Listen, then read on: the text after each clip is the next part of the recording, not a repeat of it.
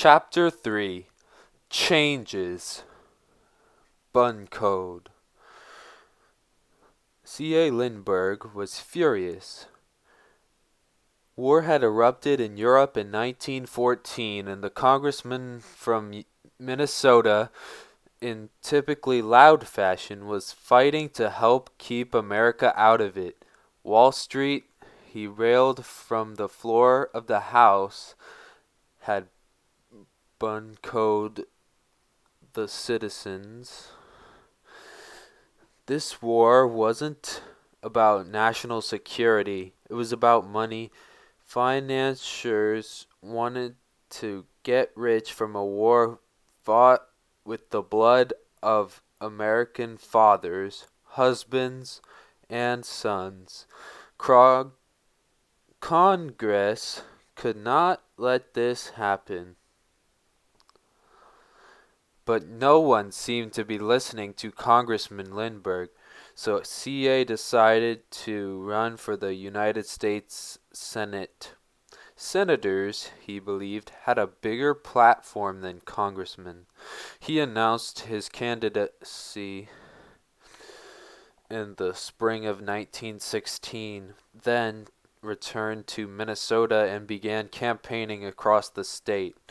14-year-old Charles drove him everywhere.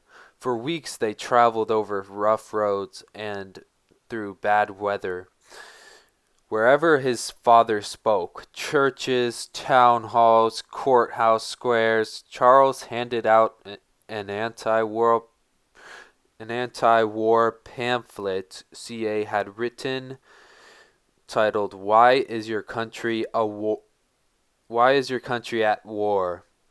Charles claimed not to care about politics. While I wanted very much to have my father win, he admitted, my primary interests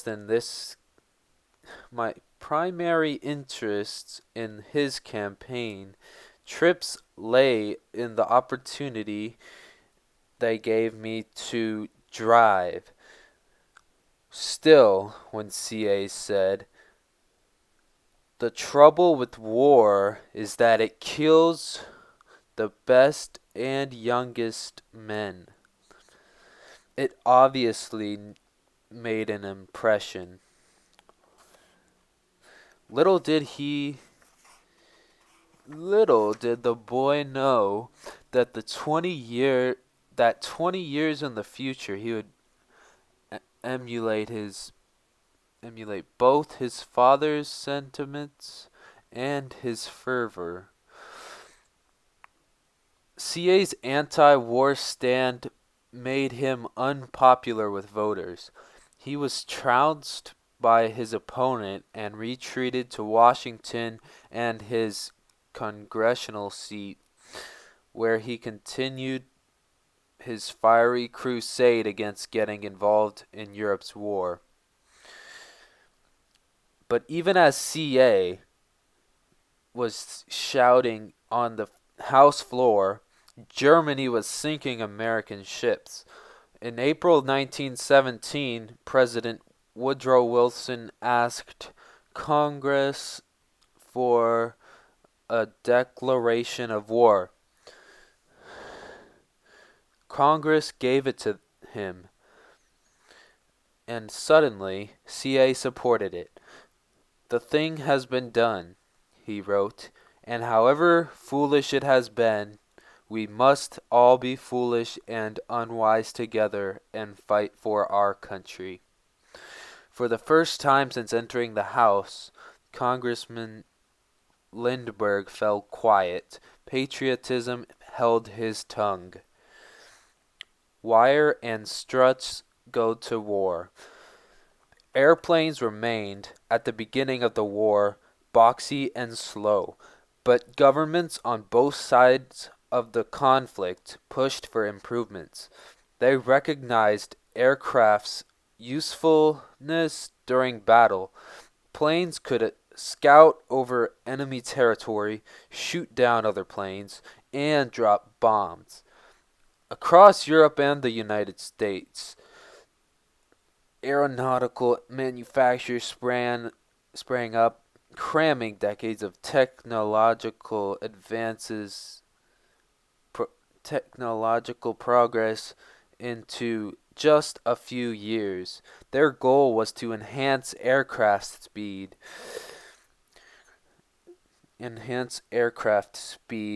distance, and maneuverability. Soon, planes became more enclosed, although cockpits were still open. Some aircraft even used metal in their construction, although most were still framed with wood, trussed with wires, and covered with linen. At the start of the conflict in 1914, the average speed for a plane was 70 miles an hour. By war's end in 1918, it was twice that fast. With their more streamlined shape, long, graceful wings, and more powerful motors, airplanes could go farther too. With cruising ranges of 500 miles, they could also bank, turn more sharply, and climb more quickly. However, they could not fly at great altitudes. Anything above 8,000 feet caused pilots to grow lightheaded from lack of oxygen. Air gets thinner with every foot climbed. Unlike modern commercial jets, whose typical flight altitude is 35,000 feet, made possible by pressurized cabins, pilots in World War I flew below the clouds. This left them subject to rain, snow, flocks of birds, and every gust of wind. Not until World War II would high-altitude flying become possible. Still, the technological strides made during the First World War were impressive. So was the number of planes produced. At war's beginning, there were approximately 20,000 planes worldwide. By its end, that number was 200,000.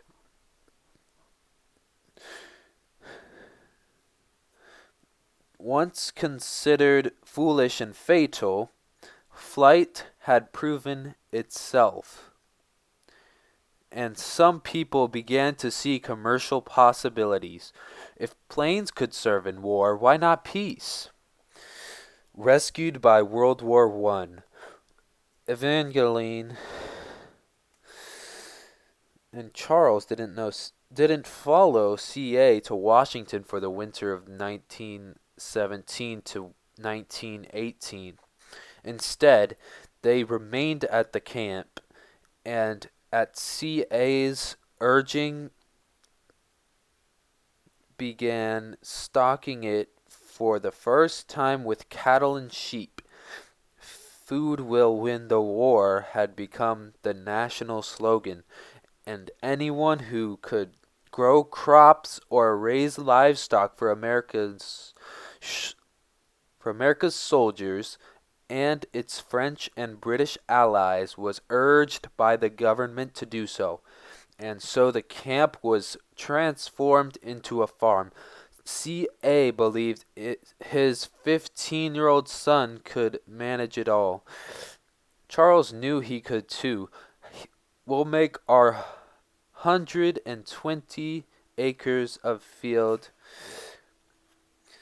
and woodland produce all the food they can, he declared, even though he'd never farmed. Hadn't he taught himself how to repair an internal combustion engine? If he could do that, he could certainly raise crops and animals. he was less confident about the task Evangeline had given him to graduate from high school. Having enrolled at Little Falls High School in September 1917, he bicycled to classes each morning, but it was, he admitted, a gesture. While his teachers droned on about history or civics, he doodled in the margins of his notebooks airplanes, motorcycles, automobiles. His grades soon fell so low he doubted he could pass the exams required to graduate. And then I was rescued by World War I, recalled Charles. On a snowy morning in January 1918, Principal Mitchie gathered all the students in the gymnasium to share some astounding news. The army needed food, but because so many men had been drafted for military service, there was a shortage of farm workers. Therefore, any student willing to do farm work could leave school and still graduate. Charles had his hand in the air before the principal finished speaking. He'd trade in his textbooks for a tractor any day. A week later, he bade him farewell to high school. He would return only once in June 1918 to pick up his diploma. A scientific farmer. Farm work enabled me to combine my love of earth and animals with my interest in machinery, said Charles. Deciding to use modern methods, he confidently ordered up a tractor, a gang plow, a disc harrow, and a seeder. His neighbors thought him impractical. How could he possibly farm without a team of horses? But the teenagers sniffed at their short-sightedness. Mechanization would increase productivity. To this end, he installed a milking machine, the first in the county, cutting his milking time in half. He bought incubators, successfully hatching 1,000 chicks in just one season. And after reading a government pamphlet on breeding stock, he bought a pure-blooded Guernsey to improve his herd's gene pool. Even with the help of modern methods, however, farming was hard work. All by himself, Charles tended 3 dozen dairy cows, 60 sheep, countless chickens and geese, and 2 ponies named Queen and Prince. He raised 50 acres of corn, and he chopped down trees to build fences and log houses for the hogs, built a silo and a swinging bridge across the creek, pitched hay, hauled ice, and repaired the tractor and the milking machine and the incubators. The 16-year-old became hard-muscled and physically fit, and he reached his full height of 6 feet 3 inches. lithe and slender.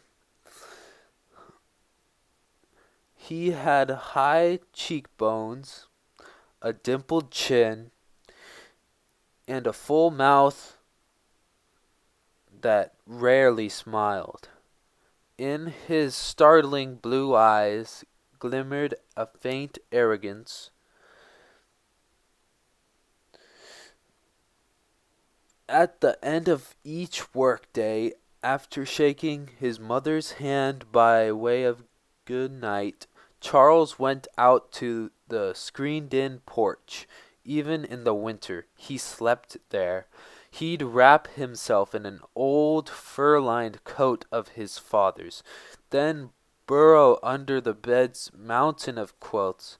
His fox terrier, Wagoosh Dingo, had died years earlier, pushed in beside him. Some nights when the stars were extraordinarily bright, Charles would look out at the constellations and imagine a life beyond farming. He had only a vague notion of what he wanted from life. Freedom, yes, and to work with mechanical things, but also a little danger and physical achievement. Meanwhile, he plodded through his days, shearing sheep and milking cows. When the war ended in November 1918, his father, who had just been voted out of the House of Representatives, did not return to Little Falls. Instead, he moved to Minneapolis and opened a law practice there. Charles turned 17. What should he do next? College occurred to him, but he hesitated. He hadn't cracked open a book in 2 years. What if he was too rusty to keep up? He put off his decision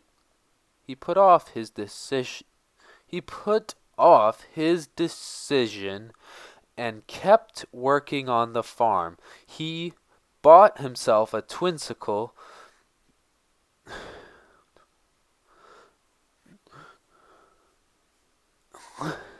Excelsior motorcycle, and in his spare time roared all over the country.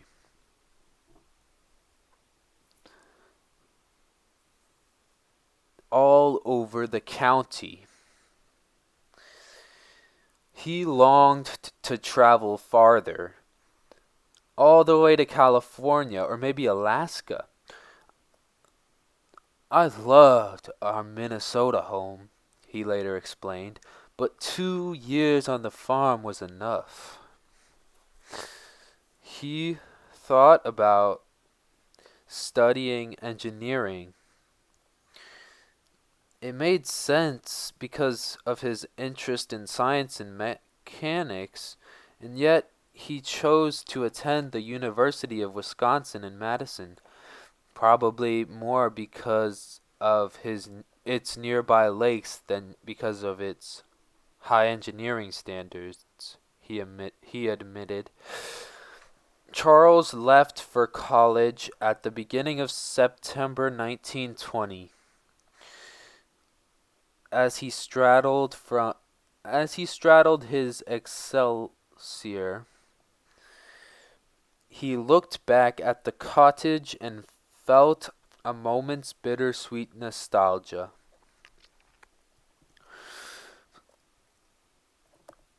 I knew that day that childhood was gone. My farm on the Mississippi would become a memory of which sometime I'd tell my children. Revving the motor, he roared off into his future.